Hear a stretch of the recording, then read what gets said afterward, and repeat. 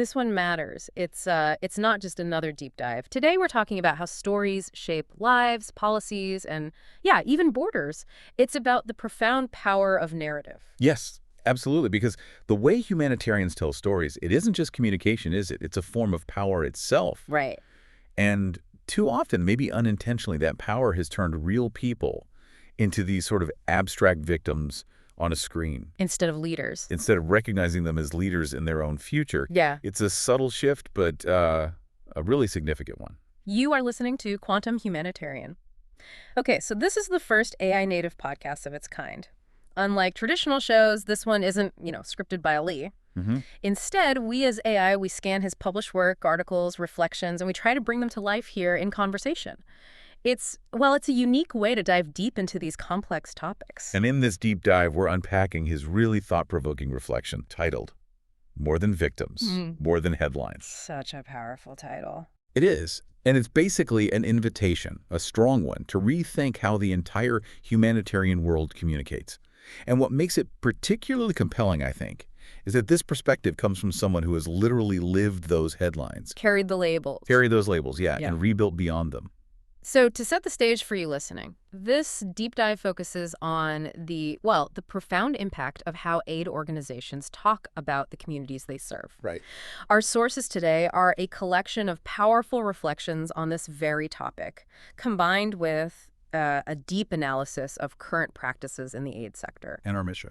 Our core mission, really, is to understand why certain, often damaging narratives just keep persisting, what harm they cause, and its real harm. And crucially, how we can collectively foster more dignified, more empowering storytelling moving forward. Okay, let's unpack this then. As we looked into the source material, one feeling immediately sort of jumped out. It was this deep appreciation for the intention behind aid communications, People mean well, but also just this profound weariness with the outcome. I see that, a real tension. Exactly. So why, despite all the good intentions, do so many humanitarian stories seem to default to pity, to despair? What's driving that? It's a critical question, and it's something our key sources highlight straight away. While the genuine effort and the care from communicators are absolutely acknowledged. Right. Nobody's saying they're bad people. No, not at all. But the stories themselves often inadvertently flatten complex individuals into just, victims. Think about it. Images are frequently curated specifically to evoke pity, almost like that's the main goal, rather than fostering solidarity or shared humanity. Yeah. And this approach, it can inadvertently erase the real complexity of survival, all in favor of a simpler, maybe more digestible narrative of despair. And once you start looking for it, you see it absolutely everywhere. Just try searching online for Syria or refugee. What do you find? What floods your screen? It's an endless stream of images, broken faces, devastated landscapes, emergencies, mostly from NGOs and UN agencies. It's like a visual shorthand. You call them in visual language. Exactly.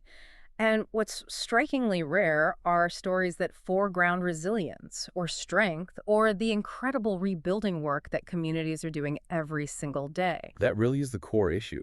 Critiques from practitioners inside the system, as our sources reveal, point to a kind of painful truth. Which is? In this highly competitive funding world, sometimes portraying pain feels like the most effective way, maybe the only way, to get donors to act. Right, the urgency trigger. Precisely. And this leads to that pervasive savior versus victim binary you see hardwired into campaign visuals. You know the ones, vulnerable women, barefoot children, destroyed homes, all carefully calibrated to hit that urgency button and mobilize empathy fast. Okay, but let's play devil's advocate for a second. From a purely functional view, you could say it works, right? In a way, yes. Billions in donor funds get raised, global attention is focused, critical aid gets delivered.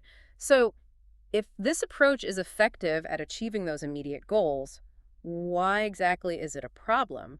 Where's the ethical line?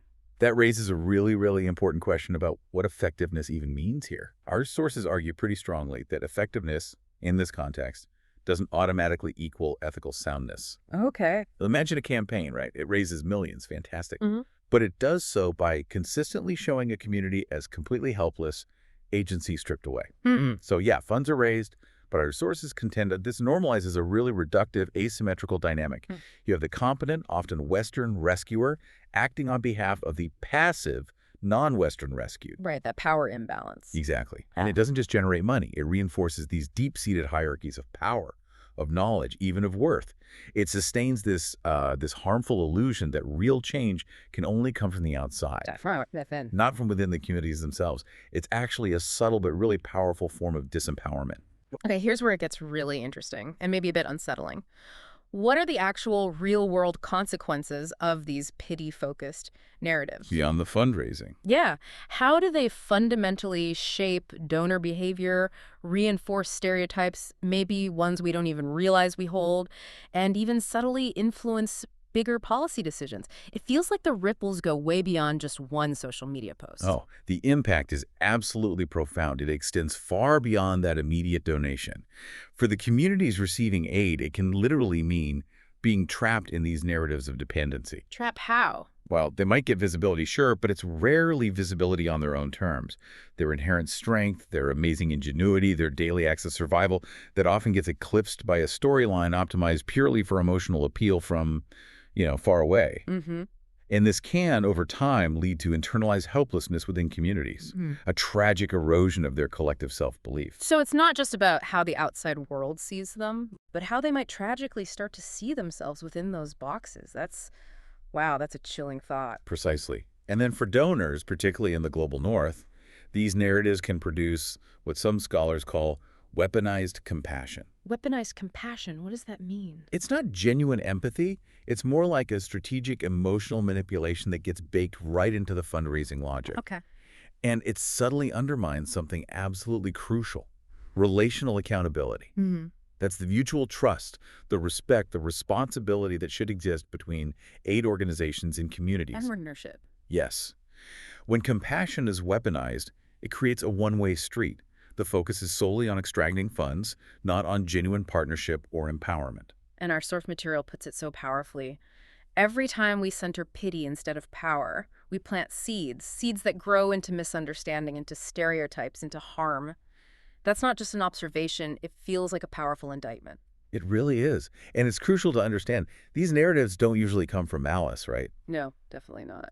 It's more often from legacy systems, old habits, long-standing expectations, ingrained visual codes in the sector. Communications teams are under immense pressure. To fundraise, compete for attention. Exactly. In a super crowded media landscape, they often default to what they think is effective. But if you don't examine that pressure, you can unfortunately become a pipeline for reproducing stereotypes. And that shapes how the public sees entire groups of people. Yes, and influences everything from immigration policies to border controls. The images we consume have real, tangible consequences. It really does feel like a classic catch-22, doesn't it? Yeah, it's tough. On one hand, if aid organizations don't show the suffering, maybe they don't get the attention or, crucially, the funding for life-saving work. The visibility problem. Right. But if they do lean into that, they risk fundamentally misrepresenting and disempowering the very people they want to help.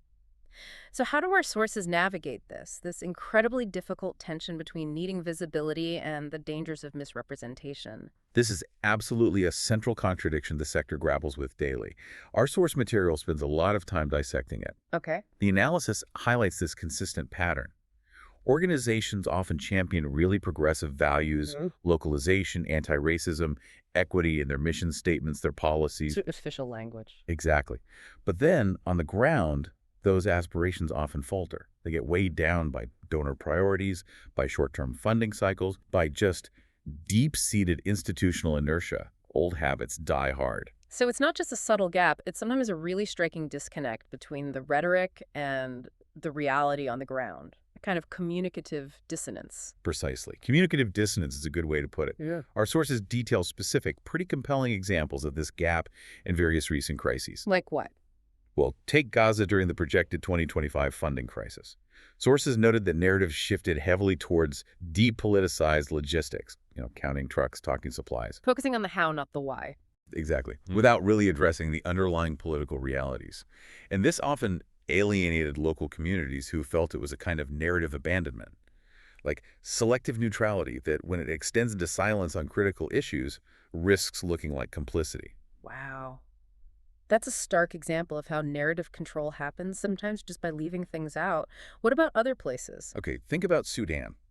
Our sources show how local actors were absolutely fundamental in preventing famine.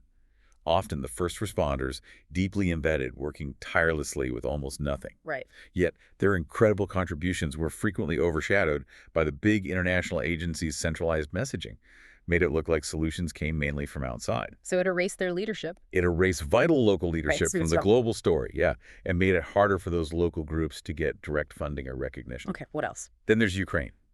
The initial response was praised for speed and scale, right? Yeah. But the analysis suggests the technocratic framing focusing heavily on logistics, supplies, coordination, often sidelined the really vibrant, committed Ukrainian civil society groups already doing the work.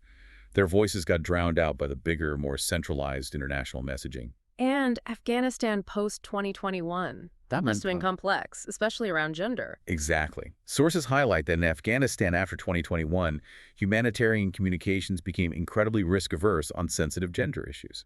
Understandably, maybe, but But a result was a systematic underrepresentation of Afghan women leaders' voices, even while they continued their incredibly courageous work. The narrative got sanitized, to avoid political heat, but the cost was erasing vital local perspectives. these examples together really underscore what the sources call a governance failure. Yes, where narrative power stays concentrated in HQs and donor capitals, it becomes a gatekeeping mechanism. Risk aversion might seem rational institutionally, but it often ends up codifying exclusion. It's systemic. Okay, so if that's the current landscape, often problematic, what does a genuinely better path look like? What kind of stories should humanitarians be telling? The shift, the really profound shift our sources emphasize, is towards stories fundamentally rooted in dignity, in resilience, and in demonstrable leadership. Okay. The core insight here is that communities facing crises aren't just passive recipients. They are survivors, builders, dreamers, powerful leaders. Absolutely. They're people who rebuilt lives despite displacement, who led their families through terrifying uncertainty, who became something new and powerful through their experiences, Yeah. not just despite them. It's about seeing that inherent strength. So it's about fundamentally shifting the lens, moving away from portraying passivity and helplessness to showcasing active agency, ingenuity, courage. Exactly. We need to highlight concrete acts of courage, show local leadership in action, tell nuanced stories of recovery, creativity, solutions that emerge from within communities, even right in the middle of a crisis. Are there examples of this starting to happen? Yes, thankfully. Our sources point to promising alternatives emerging, like UNICEF's planned 2025 Voices of Change campaign in Ethiopia. Yeah. The idea is that youth and local leaders aren't just subjects, they are the authors of their stories. They design it, shape it. That's a big shift. It is. We're also seeing more participatory media hubs, genuinely co-authored content where communities have direct input and control over how their stories get told. This sounds like much more than just tweaking communications. It feels like a fundamental governance issue for the whole sector. It absolutely is. It means asking some really uncomfortable questions, right? Like, Yeah. who gets seen? Whose story gets prioritized? And maybe the toughest, whose dignity is sometimes, maybe inadvertently, traded for fundraising impact. Yes. Precisely. And for this shift to actually happen, new capacities are needed across the sector. Genuine co-creation with communities, reflexive analysis of our own biases, intersectional design that gets the complexity. Leadership here means courageously listening, being open to uncomfortable truths, and bravely shifting that narrative frame. Even if, maybe initially, it means raising less money through the old pity-based appeals. It's a long game. It's investing in narratives that carry complexity, not caricature, centering interdependence, elevating agency without ever romanticizing the hardship people endure. Okay, so for people listening who work in communications or maybe just share stories in the aid sector, what's the practical, actionable advice? What should we be asking ourselves before we hit publish on that photo or that story? The plea from the sources is pretty simple but really important. Let's collectively try to hold the dignity line. Hold the dignity line. I like that. Yeah. Before publishing anything, communicators should consciously ask, does this image truly honor the dignity of the people in it? Am I primarily showing survival, resistance rebuilding, or am I just amplifying pain and despair? Is this story only about what was done to people, or is it fundamentally about what they were doing for themselves? Those are great gut check questions. They're meant to be, yeah. A crucial pause. And it's not just theoretical talk, is it? Sources point to some tangible shifts happening, suggesting change is possible. Indeed. It's not just talk. Organizations like UNHCR, for instance, are putting in digital platforms that actually track and show feedback resolution rates from affected communities. More accountability. Good. Oxfam has set a really ambitious goal: 40% locally authored communications by 2026. That's about empowering authorship, not just sharing. 40%? Wow. And something really exciting is local NGOs reclaiming narrative agency by launching their own media hubs. Sources call it narrative repatriation. Narrative repatriation, taking back control of the story. Exactly, taking back control. Beyond that, training reforms are starting to incorporate power analysis, anti-racism frameworks, going beyond just surface-level stuff. Digital tools like voice notes, community radio are democratizing information flow. Even AI is being piloted for translation sentiment analysis, though, of course, big ethical questions remain about bias if communities aren't co-designing these tools. All right, the co-design is key. All of this is part of a slow, maybe, but tangible transition, moving from communication as performance, just impressing donors, towards communication as relational justice. Right. Building equitable partnerships. But is it enough? The sources also note these persistent structural limits, like projected ODA official development assistance declines of maybe 9 to 17% by late 2025. Yeah. Does that mean all this progress is fragile? Vulnerable? It absolutely highlights the challenge and the fragility. Until communications is treated as a core strategic function, properly resourced, governed collaboratively, not just seen as a fundraising arm, this momentum will remain vulnerable. So it needs to be central. The long-term relevance, maybe even the moral standing of the whole sector, really hinges on a deep cultural commitment to shaping who gets to tell the story and why. It's about building trust. It's about fundamentally reimagining the architecture of aid with equity right at the core. Okay. As we wrap up this deep dive, just take a moment. If you want, you can close your eyes and just imagine. Imagine the vast array of stories being told about humanitarian crises right now all over the world. Think about the immense power held by those who craft these narratives and how that power subtly influences your own perception, your empathy, your understanding. Now, maybe grab a notebook or open your laptop. Write down just one story you've seen recently. It could be an NGO post, a news headline, an ad maybe, and really ask yourself, did it only show suffering? Or did it also manage to show strength, resilience, agency? Wow. What would that same story look like if it had truly centered dignity right from the start? This has been Quantum Humanitarian, an AI native podcast shaped by analyzing and reflecting on Ali Al Mokdad's impactful work and lived experience. You'll find links and resources to learn more in the description below, and we really hope you keep questioning, keep reflecting, and maybe share your own stories of resilience and strength. And next time, we'll take this conversation even further. We won't spoil the topic just yet, but we promise it's one you won't want to miss.